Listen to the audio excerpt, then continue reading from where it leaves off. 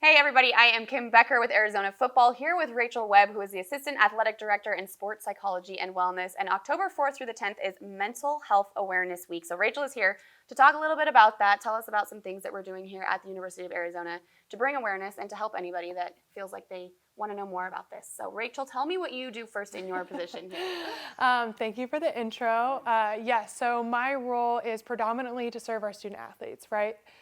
Everything you can think of in terms of mental health, clinical support, whether that's individual therapy, group therapy, if you need a sleep study done, if you need ADHD testing assessment. So all that goes on in your mind and your brain and your feelings ends up falling under my umbrella, in my department's umbrella, right? There's a couple of us. Dr. Mike Clark is our other full-time sports psychologist. So not just the mental health though, so I'll also expand that spectrum to mental performance. So everything to managing performance anxiety, confidence, team dynamic, all those types of kind of intangibles when it comes to performing on the field, court, pool, whatever it is. Yeah. So much. Yeah. I mean, I'm just going to start out with saying that is such a heavy load for you to do. So very incredible. First of all, thank you so much. I know I see you out at practices. You travel to games with us. I mean, it's a really obviously a nonstop job, and having this next week to bring awareness to mental health. And it's not saying that everybody is struggling with it, but there are quite a few athletes and people in general that do. I know that you said that I read Victoria Garrick is coming here to speak next week as part of one of the events. I'll have you tell us about her in a minute. But the studies that she did on athletes, 70% said that they deal with something like this. I mean, do you see that? Have you seen that in your experience? Yeah, absolutely. So when you say not everybody necessarily deals with mental health, I'll definitely say everybody does, right? Like, I'm human, you're human, so we all have thoughts, we all have feelings, we all have emotions. We've all lived a life that might have been tumultuous at times. And so how we respond to that, how we deal with it, how we cope is all our way of managing our mental health, right? In the same way we manage physical health. So yes, Victoria Garrick is coming out. So she was a phenomenal volleyball player at USC during her prime, and has continued the conversations around mental health. And so she's been generous enough to come out and talk with not just our student athletes, but also our coaches, who you're well aware of, being around, being in the building, being with football. They have so much access to these kids in the best way, right? They're very influential. They know so much. So not only do we all deal with our mental health, and so I think it's important to bring awareness to it and understand what that looks like, what we can do, how to be our, the best version of ourselves. Also, part of my role is kind of top down, working as a system, being able to have conversations with coaches, with athletic trainers, with our performance team, to talk about performance, to talk about mental health, to figure out not only how our department can support them in doing the best that they can do as a coach, as an athlete, as a trainer, but also making sure that they're impacting the system in a really healthy way. And I'll make a plug for Arizona, just a little biased, but also Arizona has had a phenomenal reputation of taking this position in this area of expertise in terms of mental, emotional, wellness to the 10th degree, to where we do have conversations with coaches constantly. We get to have conversations with people like you, and we're just very accessible to everyone. So I think that sets a strong precedent for destigmatizing mental health with our student athletes, and helps us really take a more preventative, proactive approach to performance, emotional management, mental health, behavioral health, all that kind of stuff. So, a lot of plugs. Yeah, no, this is great. This is why you're here. And first of all, I was going to say you just did your job on me, because I said, oh, not everybody struggles with it. And you're like, yes, you do. And I'm like, oh my gosh, you're right. Yes, you do. So I think that you are literally practicing. You're right. Exactly. That's why we're here. Right. We might have to do something after this. Right. No, but having all of this is, I feel like, such a benefit in this day and age. And, in past, our parents' generation, our grandparents' generation, this wasn't a thing that people were able to talk about. So to see so many people come out and being able to talk about it, and having positions like yours that are really here for that, and making it all, in public so that everybody can see this is why you're here. Do you see the stigma getting, smaller and getting better here when it comes to mental health? Yeah. Short answer, yes. Longer answer, a lot of work to do.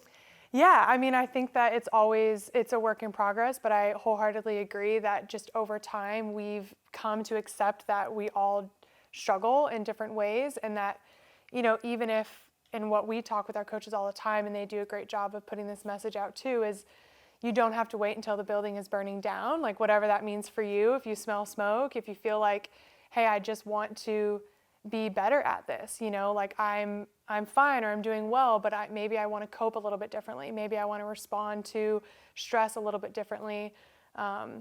That's one of the most valuable things about our positions, because we can have those conversations very early, and even coaches are more open to having that, right? We see a guy struggling on the field or not, completing a tackle or whatever the example is, and it's like, okay, now all of a sudden a coach has more information to work with. I mean, our services are confidential, so I don't mean it in that way, but if they're willing to say, is this a performance thing? Is this a mental health thing? Is there stuff going on off the field? Is this a strength thing? Is this a spatial awareness thing? Like, now all of a sudden coaches, I think, have a bigger toolbox when it comes to being able to address what's going on and really supporting and getting the most out of the guys and girls that they're working with every day. Yeah, being able to pinpoint maybe where that problem is coming from and then know how to continue to fix it and help them in the future. That's huge.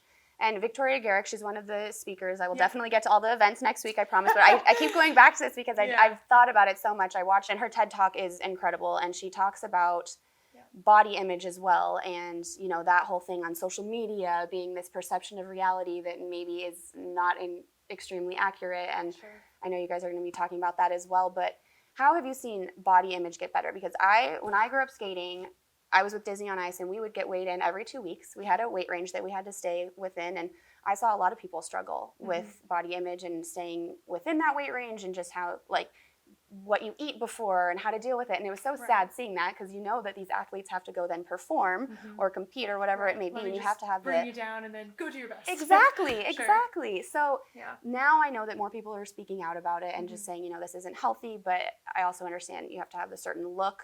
How have you seen body image evolve? Are you seeing it more about looks, or is it more about strength, or have you seen a lot of issues when it comes to that? Yeah, great question, and I can only imagine what you've kind of experienced in your own realm of performance. And this goes to everyone, right? Like, as a society, we very much focus on, we have strong diet cultures, we have very specific aesthetics that we think we all need to achieve. And one, I'll say, before we dive into it a little bit more, men and women alike, right? I understand that the highlight is usually on female bodies, and there's kind of a different expectation for that.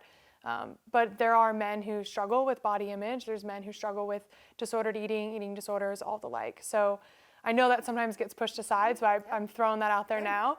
But yeah, I do think that it's changed in some ways. I think that the athletic community has really tried to push strength, and even more so, and I think where even here at Arizona and in other universities that I know I'm connected to, really trying to push performance, right?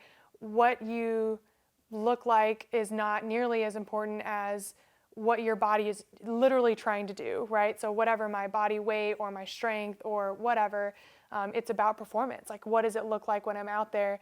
And, before even that, it's the health and safety of the student athlete, right? And just their well-being. So how I feel about my body and that relationship is the most important thing. We don't really get very far without making sure that that is in a good place. So it is really challenging, I think, not just for society in general, but for student athletes when there's expectations coming out of their ears, in all these different ways, but then you throw in Instagram, and you throw in Snapchat, and you throw in Twitter, TikTok, whatever it is, where all these platforms that it's very easy to compare what you look like, what you don't look like, and trying to battle that on a day-to-day basis, really. And someone like Victoria Garrick has really tried to get the message out there that what you're seeing is maybe not reality, and it might not be your reality, right? And that's okay. And how do you love yourself, and how do you perform, and how do you take care of yourself? Because those are really the components going to get you to where you want to be and who you want to be, and trying to, lessen the focus on body image and, what you should or shouldn't look like.